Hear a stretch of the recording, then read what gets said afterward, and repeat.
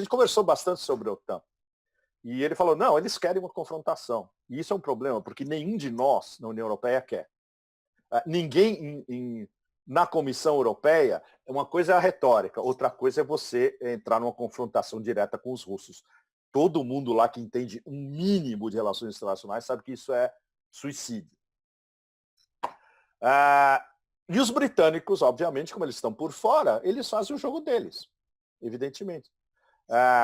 Polônia, sem dúvida. A Polônia, o que interessa à Polônia é se houver qualquer coisa dentro da Ucrânia, eles vão tomar conta do oeste e do noroeste da Ucrânia, que era polonês historicamente. Lviv e tudo que está em volta vai virar polonês. Ou seja, eles querem um espólio de uma eventual avançada das forças das repúblicas democráticas de Lugansk e Donetsk. Eu não sei até que ponto eles poderiam avançar dentro do território ucraniano. Até o centro da Ucrânia, até Odessa. Odessa é bem longe. Para você tomar Odessa, por exemplo, do ponto de vista de Mariupol para Odessa, é mais de 300 quilômetros. É muito longe. Eles teriam um poder de fogo de retaguarda dos russos para conseguir segurar para apoiar essa avançada até Odessa? Ninguém sabe. É uma incógnita. Mas, em termos de a Polônia usufruir de uma guerra quente, sem dúvida, dos britânicos tentarem promover uma guerra quente, sem dúvida. E da OTAN querendo uma conflagração, porque isso é perfeito. Porque seja o que acontecer dentro da Ucrânia, após uma eventual guerra quente que dure 48 horas, eles vão ter um pedaço da Ucrânia que vai sobrar, talvez em volta de Kiev, onde a OTAN vai se instalar, do lado das fronteiras da Rússia. E é isso que os russos não querem. Qual é o cenário ideal na cabeça de Moscou? Vamos tentar desparafusar essa coisa quase nuclear, mas de uma maneira onde a OTAN não possa ter uma oportunidade de se fixar dentro de uma Ucrânia quebrada do lado das nossas fronteiras. E é isso o problema fundamental para Moscou. Como fazer isso se houver um ataque dos ucranianos? Eles preferiam que não houvesse ataque nenhum. Na verdade, a situação ideal para Moscou é o status quo do momento. É um negócio que eles sabem que Minsk II nunca vai ser respeitado por Kiev. Eles sabem perfeitamente que se houver uma ofensiva de Kiev, eles vão estar desrespeitando Minsk II. E aí a Rússia, que assinou Minsk II com a Ucrânia, a Alemanha e a França, legitimado pelo Conselho de Segurança das Nações Unidas, vai ser obrigado a defender Minsk II e implementar, o que significa um confronto direto. Os russos não querem isso. E é justamente isso que está se delineando. Então, olha só, a sua divergência para a análise do Seiter, se eu compreendi, é que aqui ele vê uma dimensão de deliberação consciente nos Estados Unidos que você acha que é mais uma falta de noção. Olha o que ele fala de onde. É falta de noção. Na minha opinião profissional, o que vejo é a preparação conjunta dos ucronazis e dos Estados Unidos, junto com Reino Unido e Polônia, para atacar o Donbass e forçar um conflito com a Rússia. A sua restrição é a Estados Unidos em nível de cognição das consequências. Sim, exatamente, porque o Pentágono sabe exatamente qual seria o resultado de uma tentativa de guerra. Eles têm a Geórgia na cabeça, exatamente. Eles preveem uma Geórgia 2 numa escala muito maior e não vai ser em 5 dias, pode ser em 48 horas. Pepe, é muito pior, porque na Geórgia, mal ou bem, a Rússia despejou um arsenal antigo, até foi bom para se livrar. Hoje em dia está em outra geração de armamento, vai ser de horas. Eles têm coisas que o Pentágono nem sabe que existe, como o Martchanov vem provando já há 2 anos, pelo menos, e nos livros anteriores dele também. Ou seja, o pessoal do Pentágono sabe o que está em jogo. Os dementes do Beltway, esse coquetel tóxico que a gente está conversando até agora há pouco, não tem a menor ideia. Né?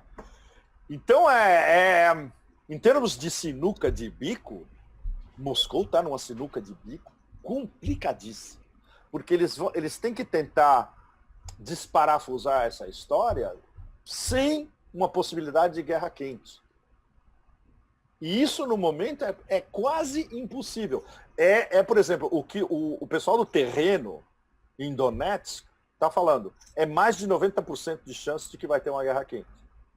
Eles estão no terreno, eles sentem. Eles sentem os bombardeios, eles sabem que tem gente querendo se infiltrar, etc. Eles acompanham tudo. Eles têm mecanismos de inteligência que os russos forneceram, eles seguem tudo. Eles têm escuta, satélite, o cacete, tudo. Pois então, um dos proxies que o Saker usou para chegar a essa conclusão foi que mataram um civil na sua casa, nesse texto aqui que eu mostrei. Mas, na verdade, o objetivo era uma estação de energia. Eles falaram, que todo o protocolo dos Estados Unidos, mesmo que por proxies, para fazer uma ação militar, é atacar. Então, isso é um indicativo de que estaria nessa tendência aí de... Exato.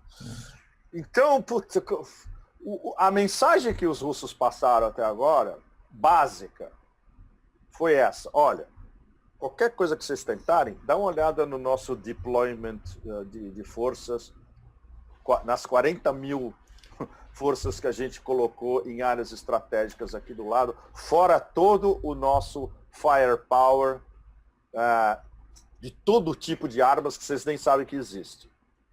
Vocês querem tentar alguma coisa? Eles só podem estar achando, Pepe, na falta de noção, que os russos na hora H vão refugar. Exatamente. E isso é algo que, por exemplo, quem já tocou nesse ponto?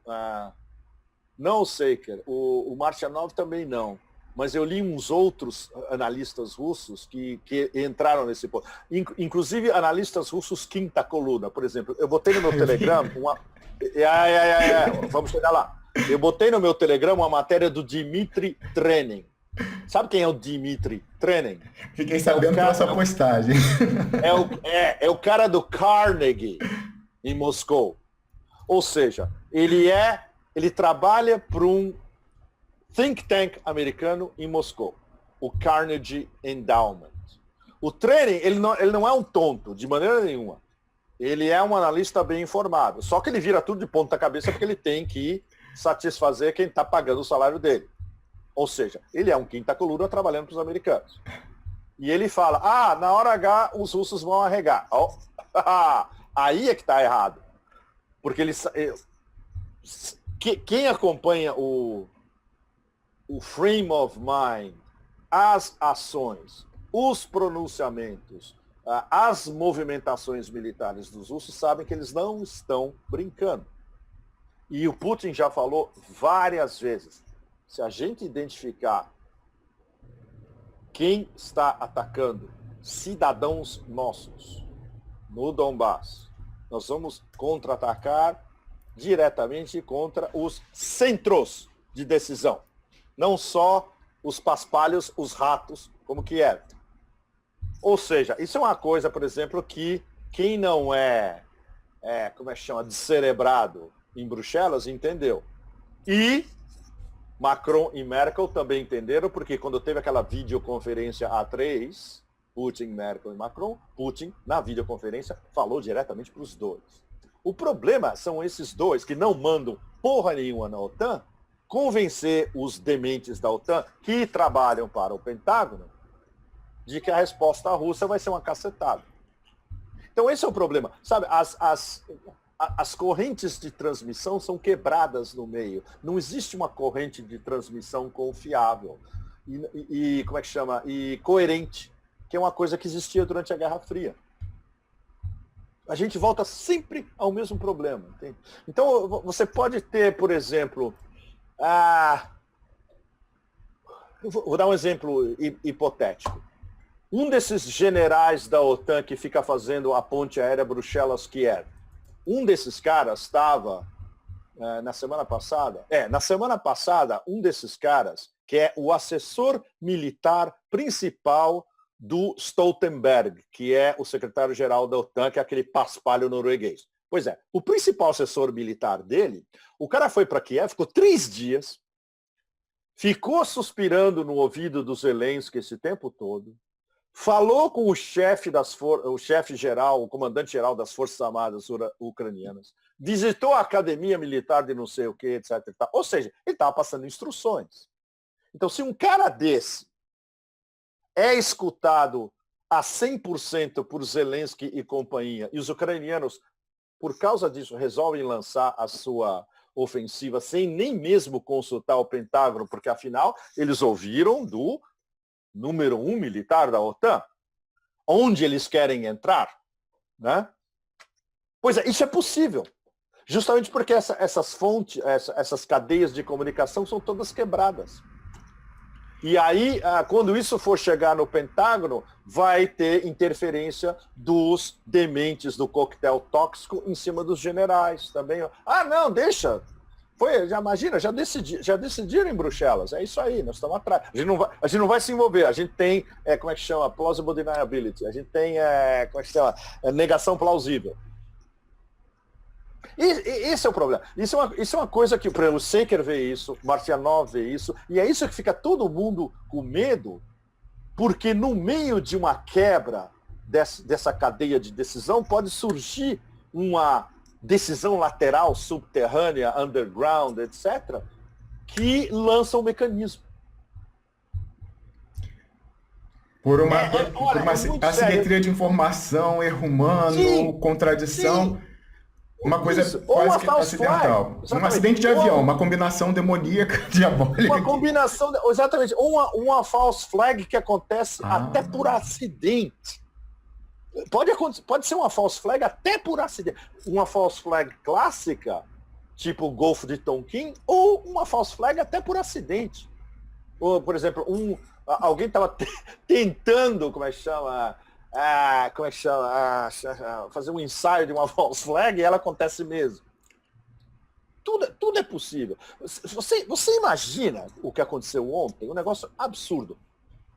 Os militares ucranianos ameaçaram bombardear navios do FSB dentro do Mar de Azov.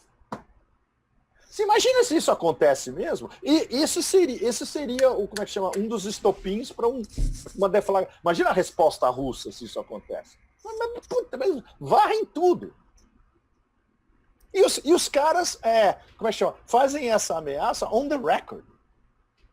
Está documentado. Saiu na mídia russa hoje, essa história. Não, e com alguns atos já de confrontação, como eu falei aqui, na mesma postagem do Seker, ele colocou como PS, aí, que informou a conclusão dele, falou, quanto aos ucronazis, eles acabam de usar sua artilharia pesada, proibida pelos acordos de Minsk, para assassinar outro civil em sua casa.